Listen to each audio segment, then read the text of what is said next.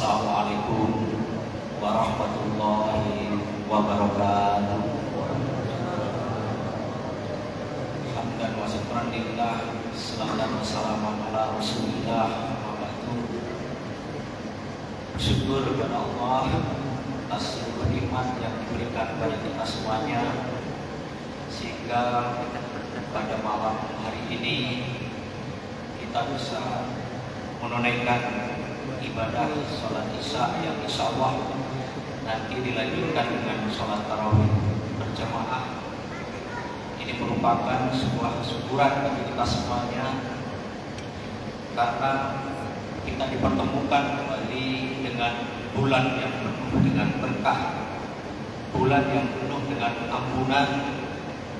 Kalau saya ibaratkan, kita sedang berkendara, naik sepeda motor ataupun naik kendaraan mobil roda 4. Kita sedang menempuh sebuah perjalanan dari satu tempat ke tempat yang lain. Di tengah perjalanan kita melihat indikator bahan bakar kita yang ada di kendaraan itu mulai ada indikator kuning, yang artinya memang bahan bakarnya sudah mulai berkurang banyak atau sudah mulai habis. Biasanya perasaan kita ketika indikator bahan bakar itu sudah mulai menipis, perasaan yang kita rasakan adalah perasaan gelisah, perasaan ingin segera bertemu dengan SPBU atau tempat untuk menjual bahan bakar, sehingga kita bisa mengisi kembali atau bisa memenuhi kembali tangki yang ada di kendaraan kita dengan bahan bakar yang kita butuhkan. Kalau ini kita ibaratkan dengan perjalanan hidup kita, Bapak dan Ibu serta jamaah semuanya, selama satu tahun yang lalu atau Ramadan yang lalu, kita sudah memenuhi bahan bakar dengan cara apa? Menunaikan ibadah wajib maupun ibadah sunnah di dalam bulan Ramadan di tahun yang lalu. Lalu untuk menempuh perjalanan selama 1 tahun sampai hari ini, nampaknya di beberapa hari yang lalu kita sudah mulai kehabisan bahan bakar. Karena keimanan dan ketakwaan manusia itu kita menyadari sepenuhnya itu ada fluktuatif, ada naik, ada turun. Bisa jadi mendekati bulan Ramadan di tahun ini, kemarin tingkat keimanan dan ketakwaan kita sudah mulai berkurang, sehingga perlu diisi kembali dengan yang namanya ibadah-ibadah baik itu yang wajib maupun yang sunnah, sehingga kita bisa memenuhi kembali keimanan dan ketakwaan kita untuk menempuh perjalanan minimal 1 tahun ke depan sampai ketemu bulan Ramadan yang akan datang. Bersyukur rasanya kita bisa dipertemukan kembali dengan bulan yang sangat indah dan sangat penuh dengan berkah ini, karena tidak semua bisa merasakan nikmatnya atau tidak bisa merasakan besarnya berkah yang ada di dalam bulan Ramadan ini. Bapak dan Ibu dan para hadirin yang dirahmati Allah, saya pada kesempatan malam hari ini oleh panitia diberi tema yang nampaknya nanti perlu sedikit saya sesuaikan. Temanya mahasiswa dan tanggung jawab sosial dari mahasiswa soleh ke alumni berdampak. Saya melihat tema ini nampaknya panitia mulai banyak mendengar program-program dari Undip Saintek yang bahasanya mulai banyak bahasa berdampak. Tapi saya menyadari sebelumnya yang hadir di dalam majelis ini tentu tidak semuanya adalah mahasiswa. Maka nanti akan sedikit saya sesuaikan. Mahasiswa mungkin saya ganti dengan kaum terpelajar ataupun kaum intelektual. intinya adalah mereka-mereka atau kita semua yang diberi kesempatan oleh Allah untuk mendapatkan yang namanya ilmu atau memperoleh yang namanya ilmu. Jamaah yang dirahmati Allah, menjadi kaum intelektual ini bukan hanya sekedar ketika kita kuliah, bukan hanya sekedar untuk mendapatkan atau mengejar karir pribadi dengan mendapatkan yang namanya gelar di depan atau di belakang nama kita, tapi jauh atau lebih dari sekedar gelar, tetapi ini merupakan simbol amanah, ya, simbol amanah yang ini juga dituntut pertanggungjawaban sosial kita kepada masyarakat atas keilmuan yang kita miliki. Islam memandang bahwa kemuliaan seseorang itu tidak hanya diukur dari seberapa banyak ilmu yang kita miliki. Walaupun kita semua tahu di dalam Al-Quran yang sering kita baca di lingkungan kampus, yarfa'illahu alladzina amanu minkum walladzina utul ilma darajat. Jadi orang yang berilmu itu dinaikkan derajat yang beberapa derajat, orang beriman dan berilmu. Tapi ternyata bukan hanya sekedar berilmu itu saja yang memberikan kita menjadi lebih baik dibanding yang lain. Kalau ilmu yang kita miliki tidak bisa memberikan manfaat kepada orang banyak, maka nampaknya ilmu itu hanya memberikan manfaat untuk diri kita sendiri.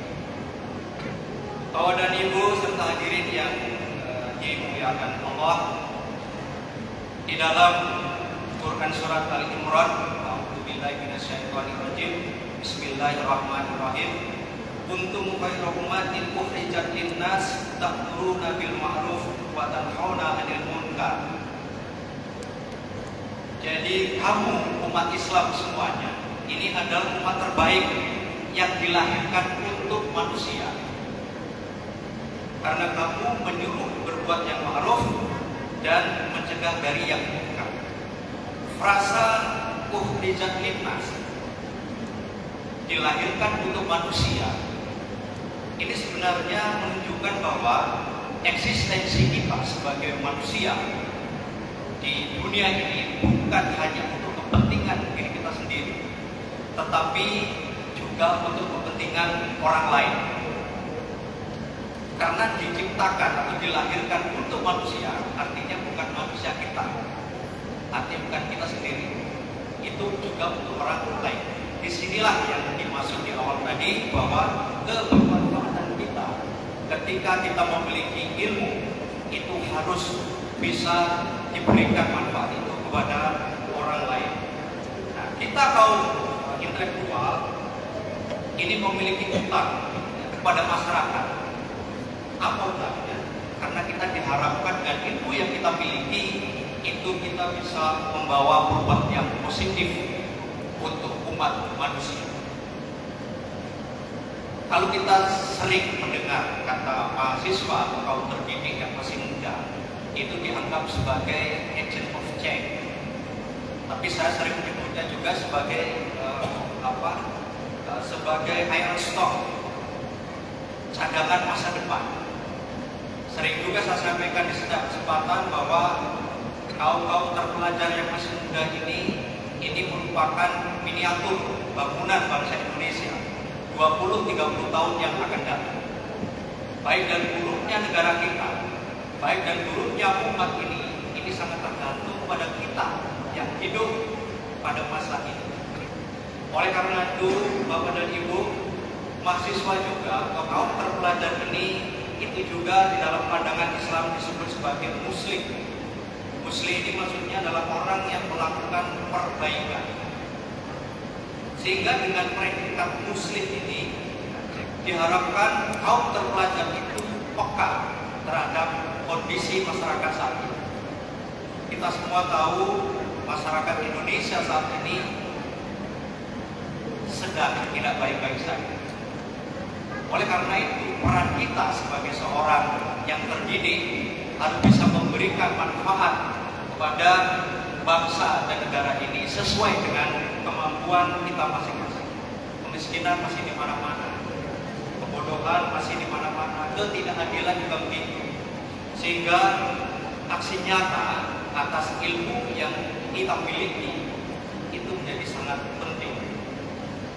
Ilmu yang dipelajari di bangku kuliah ataupun ilmu-ilmu yang kita dapatkan dari luar perkuliahan, saya pikir menjadi sesuatu yang sangat penting untuk kita implementasikan di dalam kemajuan masyarakat.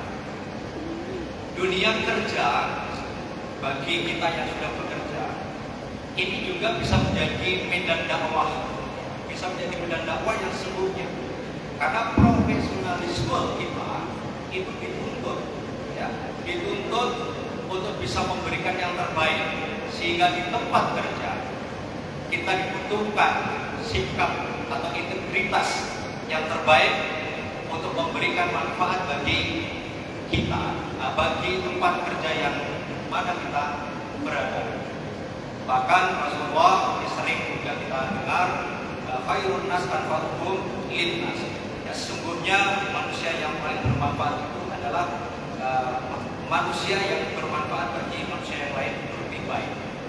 Jadi sebaik-baiknya manusia adalah yang bermanfaat bagi orang lain.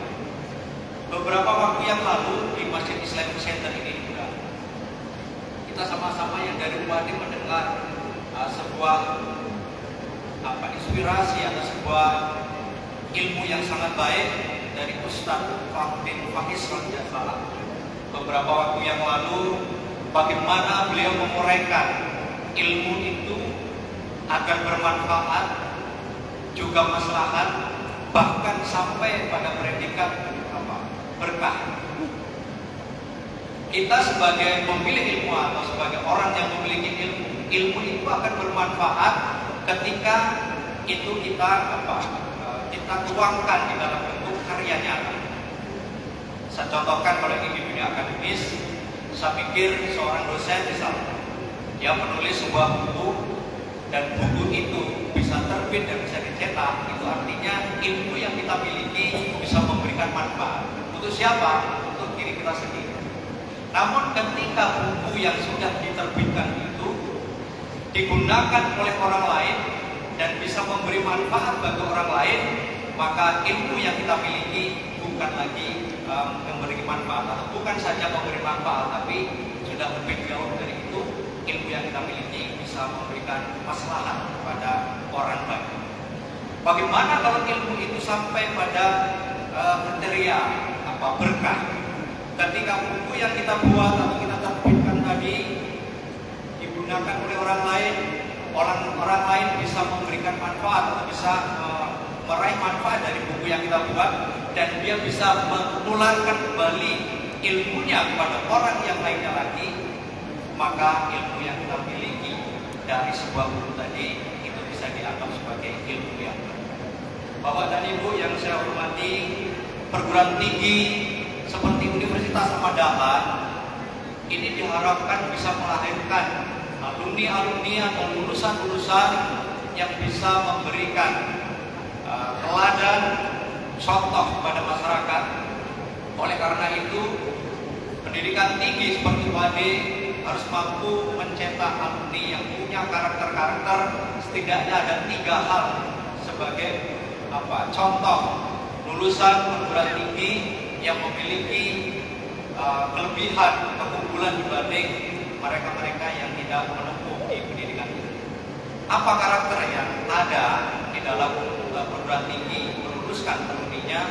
Yang pertama, lulusan perguruan tinggi tentu harus memiliki yang namanya integritas. Integritas itu apa?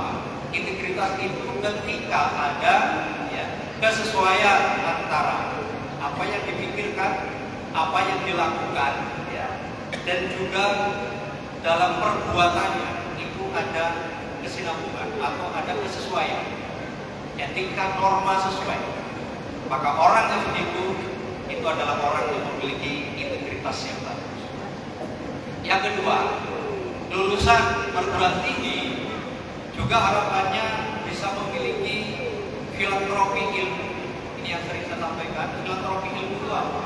tadi ilmu yang ada di dalam diri kita itu mampu memberdayakan masyarakat sehingga masyarakat bisa merasakan ya, dampak atau manfaat dari ilmu yang kita miliki. Namanya filantropi ilmu. Dan yang ketiga, Bapak dan Ibu, seorang lulusan perguruan tinggi harapannya juga memiliki yang namanya social leadership. Apa itu social leadership? Social leadership adalah kepemimpinan sosial yang dia di masyarakat mampu menjadi teladan, mampu menjadi panutan bagi masyarakat yang lain, sehingga ketika ada problem-problem sosial kemasyarakatan, kita bisa menjadi orang yang terdepan di dalam menyelesaikan persoalan-persoalan yang ada di dalam masyarakat. Para hadirin yang dimuliakan Allah, tanggung jawab sosial ini tentu bukan proyek satu malam. Kita tahu ini tidak mudah, tetapi ini merupakan investasi. Bahkan saya berani mengatakan ini investasi akhirat. Seseorang yang mau melakukan kebaikan berdasarkan apa yang dia miliki, insya Allah dia sudah menginvestasikan dirinya untuk akhirat. Di dalam Al-Maidah ayat 2, dan tolong menolong kamu dalam mengerjakan kebajikan dan takwa, dan jangan tolong menolong dalam berbuat dosa dan permusuhan. Bapak dan Ibu serta jamaah sekalian yang dirahmati Allah, jadi lulusan perguruan tinggi juga harus mampu berkolaborasi secara positif. Karena apa? Karena kekuatan kolaborasi itu bisa menghasilkan sesuatu yang sangat luar biasa. Kita hebat seorang diri, boleh. Kita boleh hebat seorang diri.